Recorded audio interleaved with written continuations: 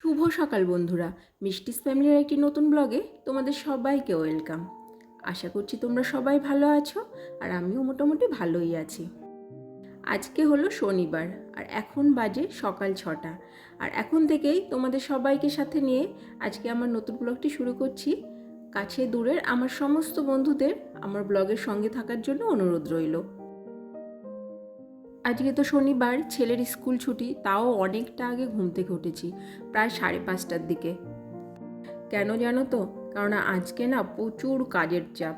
ছুটির দিনে এমনি তো প্রচুর এক্সট্রা কাজের চাপ থাকে, আর আজকে আসলে আমি সাংসারিক কাজকর্ম ছাড়াও, যেগুলো আমি রোজ করি তাছাড়াও আরও কিছু কাজ করব, যার জন্য একটু তাড়াতাড়ি ঘুম থেকে উঠেছি।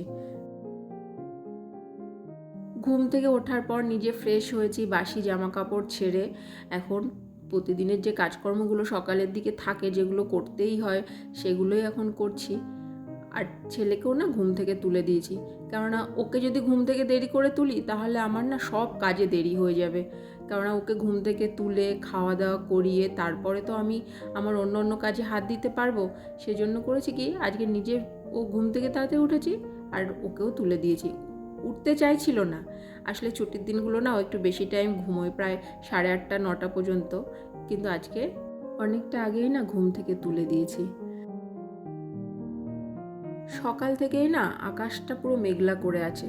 বৃষ্টি তো হচ্ছে, প্রতিদিনই হচ্ছে, মাঝে 2-3 দিন গ্যাপ দিচ্ছে, কিন্তু সে যে 2-3 দিন বৃষ্টি হয় না সেদিনও রোদ ওঠে না। কি যে বাজে ওয়েদার! কতদিন যে ভালো করে একটু রোদের দেখা পাইনি, সেটা আমি ভুলেই গেছি যে লাস্ট কবে আমি ঝলমলে রোদ দেখতে পেয়েছি। এখন হয়তো বৃষ্টি হচ্ছে না, কিন্তু আর একদিন পরেই জন্মাষ্টমী, আর জন্মাষ্টমী তো বৃষ্টি হবেই। তো সকালের যে সমস্ত বাসি কাজগুলো থাকে সেগুলো মোটামুটি আমার করা হয়ে গেছে।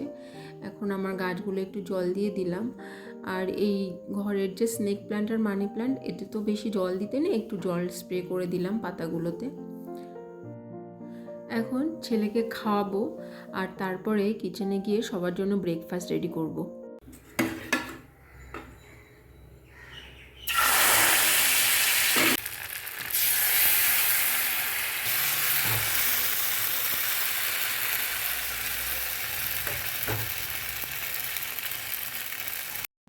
আজকে বানিয়েছিলাম গোলা রুটি, সবাইকে দিয়ে দিয়েছি বানিয়ে। এখন আমি আমার নিজের জন্য তৈরি করে নিচ্ছি।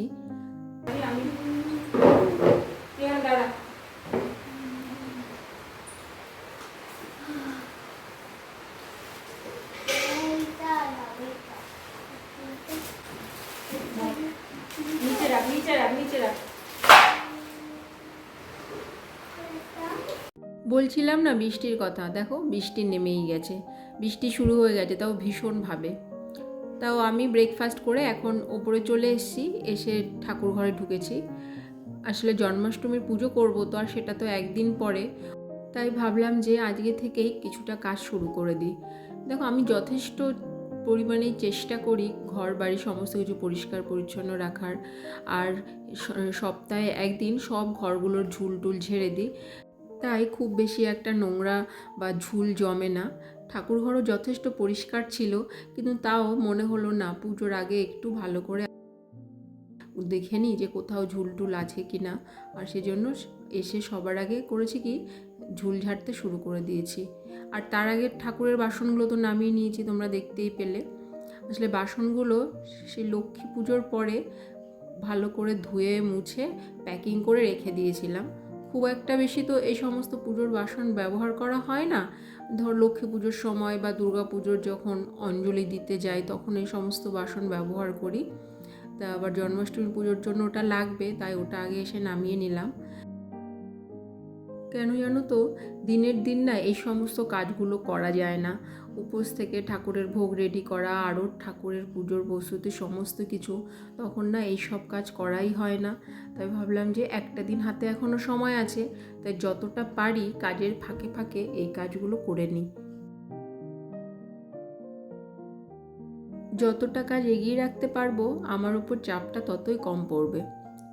আজকে না অন্য কোনো ঘরে ডাস্টিংয়ের কাজ কিছুই করিনি। যেহেতু পুজো ঘরটা ডিপ ক্লিনিং করব, এই জন্য এখানে অনেকটা সময় লেগে যাবে, তাই অন্য কোনো ঘরের ডাস্টিংয়ের কাজে আর হাতই দিইনি। সকালবেলা উঠে দেখলে তো যে কী করলাম, আর তারপরে ব্রেকফাস্ট বানিয়ে চলে এসেছি। আবার ভাবলাম যে না, আগে এই কাজটা করে নিই, তারপরে গিয়ে লাঞ্চটা রেডি করব। রান্না বান্না করার পরে না আর অতটা এনার্জি থাকে না যে তখন এসে ঘরের এই ডাস্টিংয়ের কাজগুলো করি। তাই সব সময় না আমি এই কাজগুলো লাঞ্চ রেডি করার আগেই করে থাকি। আর সকালে যেহেতু অনেকটা আগে উঠেছি, ওই জন্য অনেকটা সময় পাচ্ছি সমস্ত কাজ সুন্দর করে গুছিয়ে করার। সকালবেলা ঘুম থেকে ওঠার একটা খুব ভালো ফায়দা আছে, অনেকটা সময় হাতে পাওয়া যায় সাংসারিক কাজের বাইরেও, মানে আমাদের প্রতিদিনের যে কাজ থাকে তার বাইরেও এক্সট্রা কাজকর্ম করার।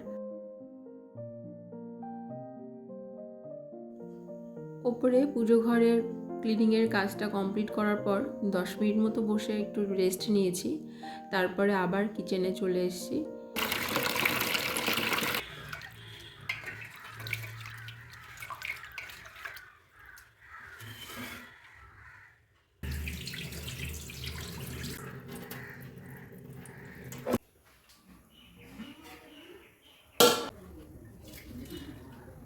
ভাতটা বসিয়ে দিয়েছি, আর এখন ভাত হতে হতে আমি মাছ ভাজা, সবজি কাটা, ওই সমস্ত কাজগুলো এক এক করে করে নেব।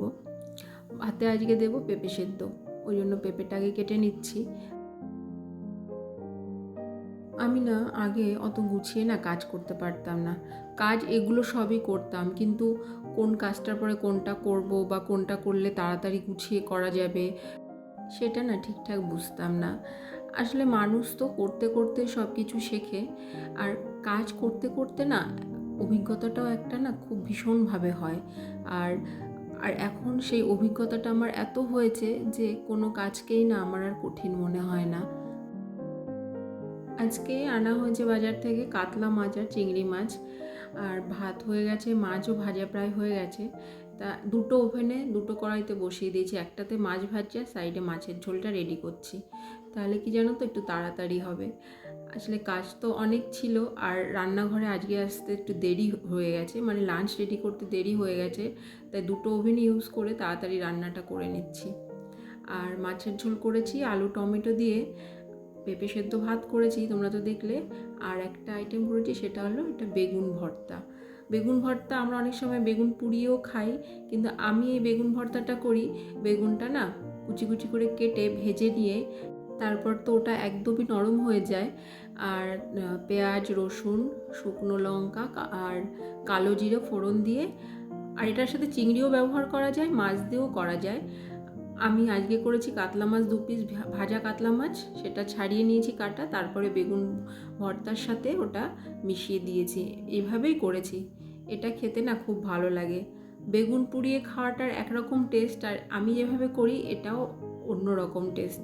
তা আমাদের বাড়িতে এইভাবে বেগুন ভর্তাটা না বেশি খাওয়া হয়। তো রান্নাঘরের কাজ মোটামুটি সব কমপ্লিট হয়ে গেছে। তারপর ছেলেকে স্নান টান করিয়ে দিয়ে আমিও স্নান করে নিয়েছি। আজ বৃষ্টি হয়েছে বললাম না, দেখো ওয়েদার দেখো, ওই জন্য বেশি কাচাকাচি করিনি, শুধু ছেলের ইউনিফর্মটাই কেচেছি, আর আমি আমার অল্প কিছু জামা কাপড়। তো ছাদে আর যেতে পারিনি, এখনও টিপটিপ করে জল পড়ছে, তাই বারান্দাতেই না জামা কাপড়গুলো মেলে দিলাম। আর এরপর ঠাকুর ঘরে যাব পুজো করতে।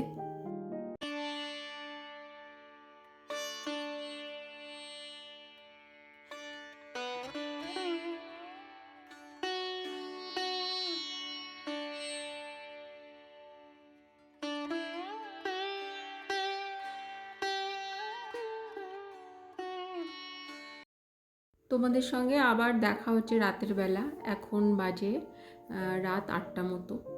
সন্ধ্যা পুজো সেরে ছেলেকে খাইয়ে দাইয়ে নিজেও চাটা টিফিন করে নিয়েছি। আজকে না ছেলেকে আর পড়াতে বসাইনি, 2 দিন স্কুল ছুটি আছে, শনি রবি তো এমনিই ছুটি, আর সোমবার জন্মাষ্টমীর জন্য ছুটি আছে, তা আজকে আর পড়ানোর থেকে ওকে ছুটি দিয়েছি। তাই ভাবলাম যে না, কিছু কাজ আছে ঠাকুরঘরে, সেটাই করে নিই। সেই সকালের দিকে ঠাকুরের বাসনগুলো নামিয়েছিলাম, ভেবেছিলাম প্লাস্টিক থেকে খুলে ওগুলো রেখে দেব, কিন্তু সময় পাইনি। দুপুরে খাওয়ার পরে ছেলেকে ঘুম পাড়িয়ে ভেবেছিলাম যে করব, কিন্তু আমিও না সকাল থেকে কাজ করার পরে এত টায়ার্ড হয়ে গেছিলাম, ঘুমিয়ে পড়েছিলাম, তার করা হয়নি। তো এখন ভাবলাম যে না, সেই কাজটা তাহলে এখন করেই নিই। যতটা পারছি কাজ না গুছিয়ে রাখছি, তাহলে না একদিনে অত চাপ পড়বে না। আর এই যে লাইটটা লাগাচ্ছি, লক্ষ্মী পুজো, কালী পুজোর সময় এগুলো আমার হাজব্যান্ড করে, আমি করি না। কিন্তু হাজব্যান্ড যেহেতু বাড়িতে নেই, ওই জন্য আমার নিজেরই করতে হচ্ছে। আমি অত ভালো পারিও না, দেখি চেষ্টা করে কতটা কি করতে পারি। খুব বেশি ভালো হবে না আমিও জানি, কেননা এই ব্যাপারে না আমার একদমই এক্সপেরিয়েন্স নেই। নর্মালি যেটুকু পারি সেটুকুই করে রাখছি।